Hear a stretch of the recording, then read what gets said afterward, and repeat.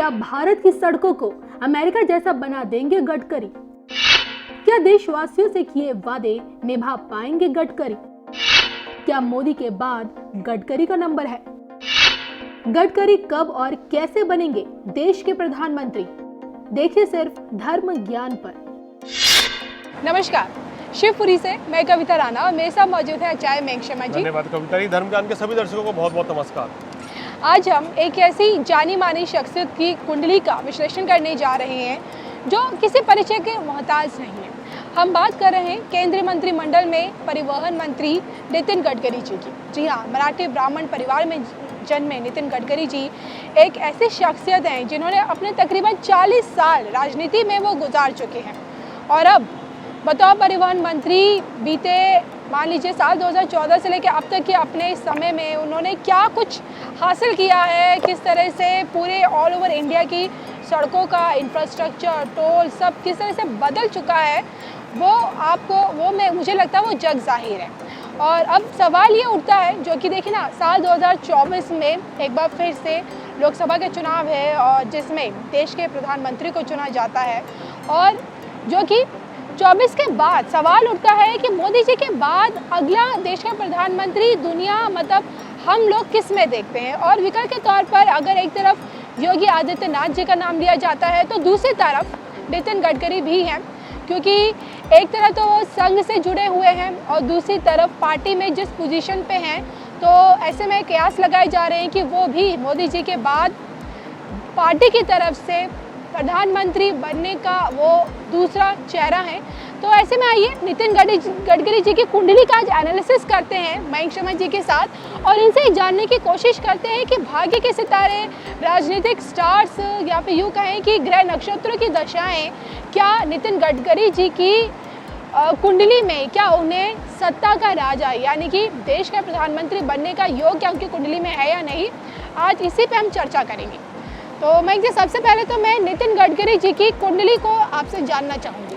देखिए, नितिन गडकरी जी की कुंडली जो है वो मेष लगन की कुंडली है, मेष राशि है इनकी, और जो हमें इंटरनेट के माध्यम से डेट ऑफ बर्थ प्राप्त हुई है उसके आधार पर ही हमने बनाई है जी।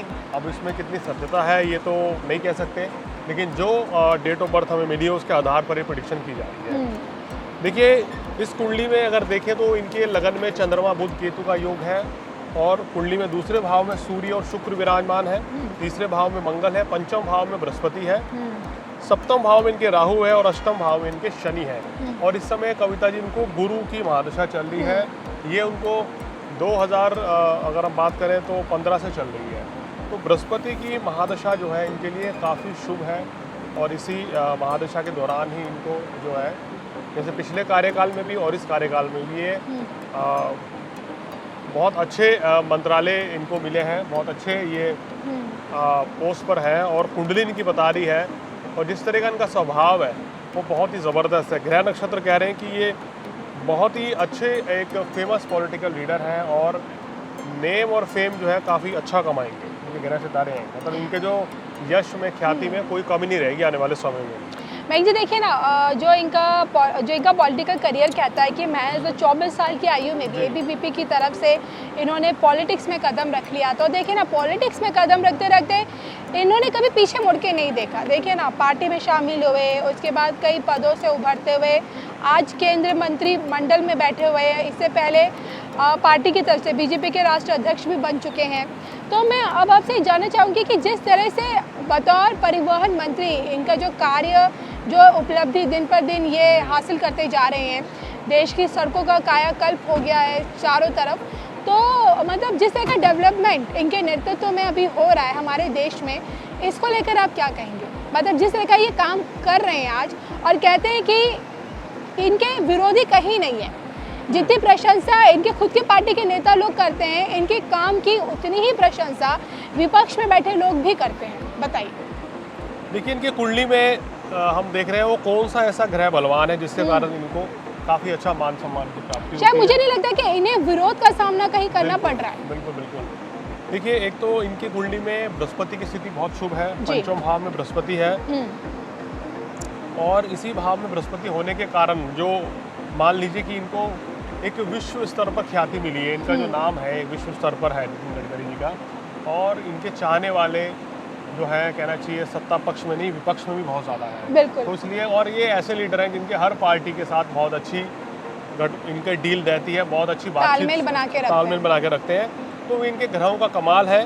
अगर हम बात करें इनके बृहस्पति की स्थिति बहुत शुभ है, राहु इनका बहुत शुभ है, क्योंकि राहु अगर व्यक्ति का शुभ हो जाए कुंडली में जी। तो अपोजिशन विपक्ष भी अगर राजनीति में है व्यक्ति तो वो भी उसकी प्रशंसा करता है। शुक्र की स्थिति इनकी बहुत बलवान है कुंडली में, जिसके कारण इनको लोकप्रियता ज़बरदस्त मिली है। तो ग्रह नक्षत्र तो है इनके जो इनको दिखा रहे हैं कि इनकी लोकप्रियता इसी तरह से बढ़ती है और आगे भी बढ़ती रहेगी। और जो काम अभी जितना ये कर रहे हैं आने वाले समय में आप देखिए 2 से 3-4 साल के अंदर ये और भी बेहतर काम इसी तरीके से करते रहेंगे। मयंक जी, अगर इनके वार्षिक कुंडली को देखा जाए तो इनकी सेहत कैसी रहती है? क्योंकि देखिए ना, हाल फिलहाल में बीते कई वर्षों में कई ऐसे मौके देखे गए हैं जब राष्ट्रीय मंच पर, पब्लिक प्लेटफॉर्म पर इनकी तबीयत बिगड़ी है। तो मैं जानना चाहूँगी, मतलब फ्यूचर में इनकी आने वाला, देखिए 2022 की शुरुआत हो चुकी है, तो इनके लिए कैसा रहेगा 2022 इनकी हेल्थ के पॉइंट ऑफ व्यू से? देखिए, अगर इनकी सेहत की बात करें तो सेहत के नज़रिए से ये वर्ष इनके लिए काफ़ी अच्छा रहेगा और इनके यश मान सम्मान में भी वृद्धि होगी। सेहत के लिए भी पूरा वर्ष बहुत अच्छा है, तो किसी तरह की कोई दिक्कत इनकी परेशानी में इस वर्ष नहीं रहेगी। गुरु में बुध की दशा इनको अप्रैल तक चलेगी, उसके बाद केतु की दशा आएगी, तो वो भी इनके लिए अच्छी आएगी। और जिस तरीके से ये काम करते चले आ रहे हैं पिछले कुछ वर्षों में, ऐसे ही आगे भी करते चले जाएंगे। मैं ये जानना चाहूँगी, अपने इसी काम के बल पर पार्टी में या फिर यूँ कहें कि सरकार में इन्हें क्या उच्च पद के योग मिल रहे हैं, उच्च पद की? देखिए, अगर बात करें कि इनका पार्टी में कद कितना बढ़ जाएगा आने वाले समय में, जैसे कि ये पार्टी के अध्यक्ष भी रहे हैं, और अगर बात करें तो जिस तरह से ये केंद्रीय मंत्री है तो केंद्रीय मंत्रिमंडल में तो ये रहेंगे जब तक सक्रिय राजनीति में रहेंगे, ऐसे इनके ग्रह बता रहे हैं। और ये बहुत लंबे समय तक ये चलने वाले हैं। और देखिए मयंक जी, बीते 40 वर्षों का इनका पॉलिटिकल करियर कहता है और उद्योगपति से अब ये पूरी तरह से एक नेता बन चुके हैं और हर किसी के पसंदीदा नेता हैं। अब मैं आपसे बस यही जानना चाहूँगी कि क्या इनकी कुंडली में प्रधानमंत्री बनने का योग है, और अगर है तो कब वो वक्त आएगा? देखिए, इनकी कुंडली के हिसाब से अब केंद्रीय मंत्रिमंडल में है, उच्च पद की प्राप्ति का योग तो है, लेकिन ऐसा कोई इतना बड़ा योग नहीं दिखाई दे रहा है कि कहीं ना कहीं इनको मतलब कि प्रधानमंत्री पद तक की पदवी तक ये जा सकें। ग्रह नक्षत्र तो कम से कम जो कुंडली हमें प्राप्त हुई उसके अनुसार से वो पद तो इनको नहीं नज़र आ रहा। हो सकता है कि जो पद इनको परिवहन मंत्रालय मिला है इसी में ही काम करें, बेहतर करें और मतलब कि भारत का नाम देश और दुनिया में रोशन करें और कहना चाहिए सड़कें और इसी तरीके से बेहतर बनाते चले जाएं। देखिए, पिछले कुछ समय में इन्होंने जो काम किया है वो बहुत ही प्रशंसनीय है। आप देख सकते हैं हाईवेज का अब क्या कितना बढ़िया, कितना बेहतर हाल हो चुका है। और अभी तो नितिन गडकरी जी ने भी ये कहा है कि मुझे यूपी में आके बोला है कि हमें एक बार सरकार बनाने का मौका दीजिए तो मैं भारत की सड़कों को, खासकर उत्तर प्रदेश की सड़कों को अमेरिका और लंदन जैसी बना के दिखाऊंगा। पैसे की कमी नहीं है। तो कहना मतलब काम करने का तरीका ये बहुत बेहतर जानते हैं, इसलिए ये प्रशंसनीय योग्य भी है। तो मयंक जी, क्या प्रधानमंत्री की रेस में क्या हम इन्हें देख सकते हैं 2024 के बाद की अगर बात की जाए तो? मेरे को मुश्किल लग रहा है, ऐसे रेस में ये नहीं रहेंगे।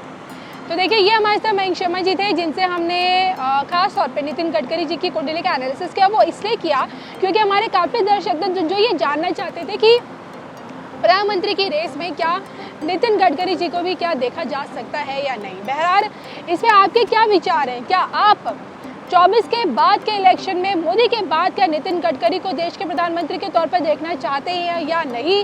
प्लीज़ अपने विचार हमारे साथ ज़रूर शेयर कीजिएगा।